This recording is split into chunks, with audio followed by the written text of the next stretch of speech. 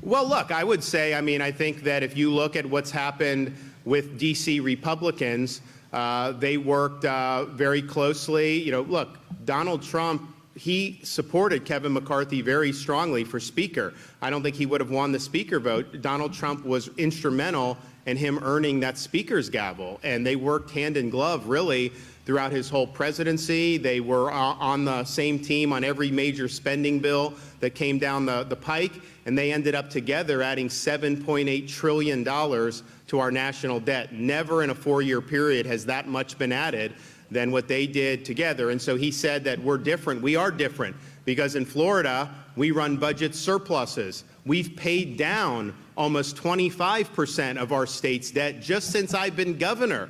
All the debt, all the way up for all of Florida's history, we've knocked off almost 25% of it. So it's a much different approach to where we're doing it right. We have the #1 rated economy in the country. We've cut taxes, we've expanded school choice, and we've delivered in a way that has made the state sustainable.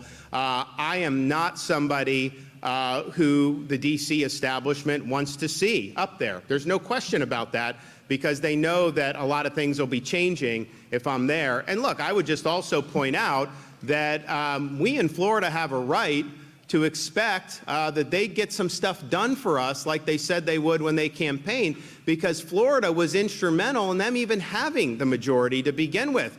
This was supposed to be a big red wave in 2022. You had probably the most favorable conditions that Republicans have had in a midterm election since 1946. People were expecting a massive tsunami because inflation was terrible, Biden's unpopular, all the problems that we've seen. Nobody's happy with the direction of the country, and that's tailor-made for the opposition party to be able to sweep into Washington, D.C. Instead, the reason they even got the majority is because the governor candidate in New York overperformed, and because we delivered a red tsunami in Florida that gave them an extra 4 seats. That's the story of the midterm. If you take that out, the Democrats would have held on to the House of Representatives. So Florida did its part. We showed how you can win, and we want to see some results as a result of that. But I'm not somebody who's ever going to be the favorite of the D.C. establishment. You know what? I wear that as a badge of honor.